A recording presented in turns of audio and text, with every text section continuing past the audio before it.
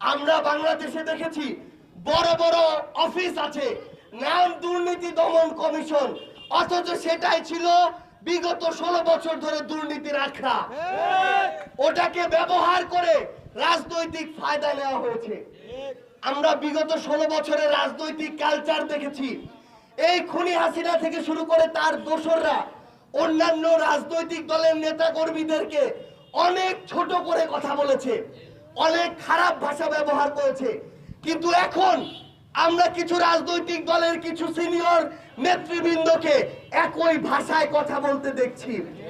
আমরা স্পষ্ট করে একটা কথা বলি, যেই ভাষায় আপনাদের উপর এতদিন ধরে জুলুম করা হয়েছে, ওই ভাষার চর্চা যদি আপনারা আবার করেন, জনগণ আপনাদেরকে ছুঁড়ে ফেলবে।